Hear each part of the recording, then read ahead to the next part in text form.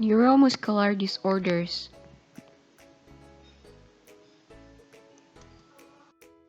Cerebral palsy.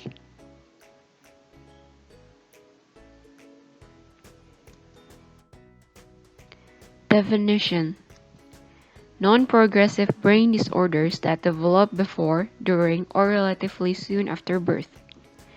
Clinically apparent in early childhood, persistent through patient's life.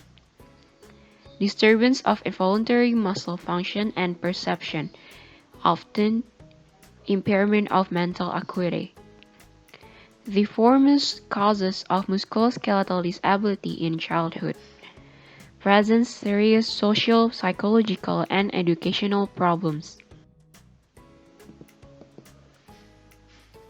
Incidence: relatively common. Etiology: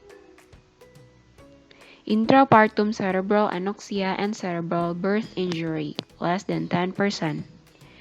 Prenatal causes: gen, congenital cerebral malformation, prenatal intracranial hemorrhage, premature, susceptible to cerebral hypoxia. Postnatal causes: erythroblastosis, cerebral infections, accidental head injury, and child abuse. Very often speculative. Pathogenesis and pathology: irreparable damage but not progressive. Release phenomenon: determined by the extent of the lesion and the area of the brain involved. Three main types, 90%. Cerebral motor cortex, corticospinal system, basal ganglia, and cerebellum. Additional type: tremor, rigidity, atonia. Clinical features and diagnosis: not clinically obvious during early months. Failed to achieve the milestone of motor development. 5 months turned over, 7 months sits up, 10 months pulls up to standing position, 14 months stand alone, 15 months walk unaided. 40% seriously intellectually disabled, 40% below average, 20% average or below. This severity varies greatly: mild, incapable of leading almost normal life; severe, almost completely incapacitated. Spastic type: spastic paralysis, paralysis of patterns of voluntary movement and increased muscle tone, hypertonicity, spasticity, increased deep tendon reflexes, and clonus. Early life appears as difficulty in achieving fine coordinated muscle action. When attempts to move, many muscles contract at the same time, restricted movement and laborious. Startle reflex, increased muscle tone. Dysplastic limbs, stiff and increased stretch reflex. After the first year, Babinski positive sign. Depend on the extent of the lesion: one limb monoplegia, upper and lower limbs on one side hemiplegia, both lower limbs diplegia or paraplegia, Little's disease. All four limbs tetraplegia, quadriplegia, may affect muscles of the throat.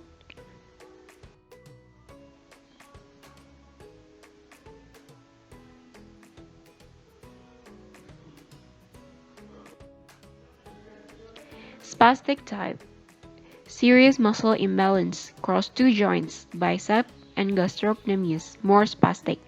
Flexors more than extension flexion. Adductors more than abductors adduction. Internal rotators more than external rotators internal rotation. Spastic gait: stiff, clumsy, and jerky. Bilateral equals to scissors gait. Central type of sensory deficit: spastic paralysis of the muscle of speech. Dysphagia.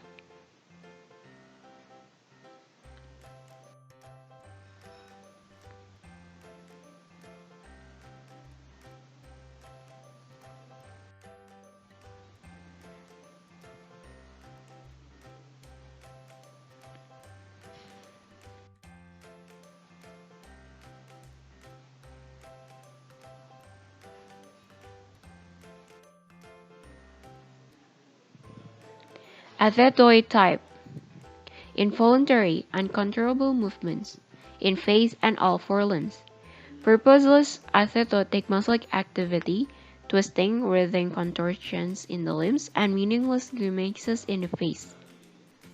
Normal deep tendon reflexes and the plantar cutaneous reflexes.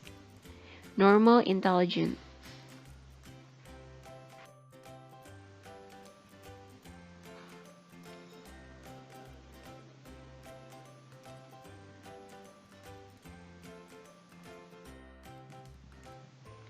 Ataxic type: disturbed coordination of muscle groups and a relative lack of equilibrium.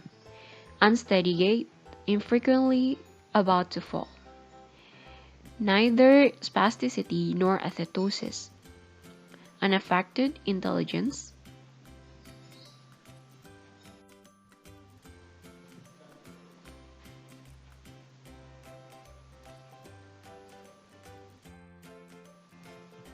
Prognosis: repeated mental and physical assessment over many months.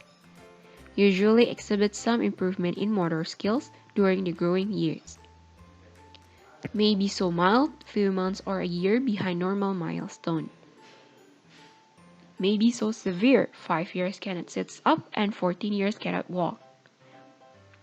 Hemiplegic, 70% normal intelligence, 100% will walk.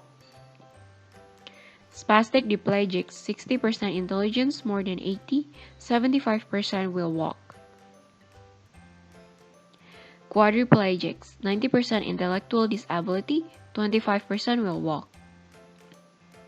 Athetoid, limited motor skills, problems with verbal communication, and normal intelligence. Approximately a third, severe brain lesions, institutional care.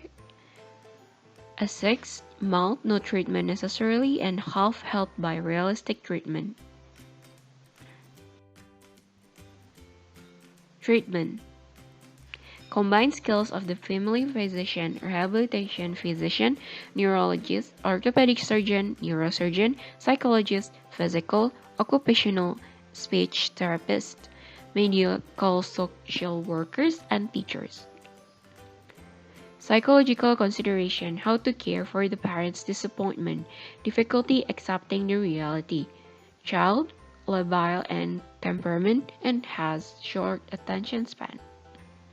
Therapeutic drug: no type of drug is effective, mainly to control epilepsy. Botulinum A toxin at NMG at calf hamstring adductors muscle.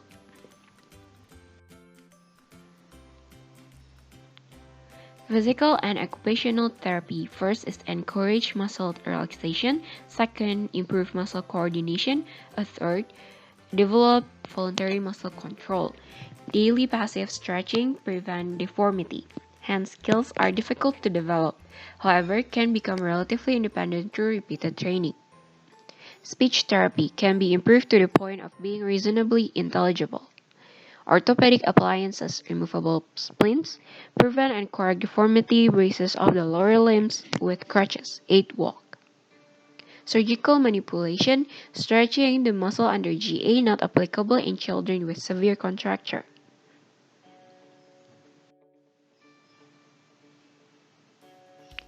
Orthopedic operations, primarily in the spastic type. Remember, the patient will not become better, only different. Tendon lengthening, tendon transfer, and arthrodesis. The most serious complication, progressive paralytic subluxation of the hip due to complex muscle imbalance around the hip, require combined soft tissue release, capsule repair, extensive osteotomies of the hip and femur.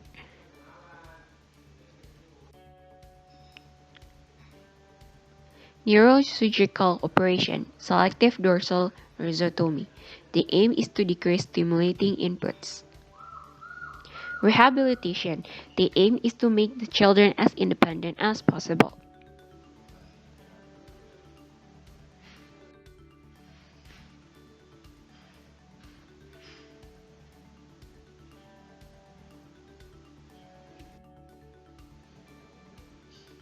Cerebral palsy in the adult.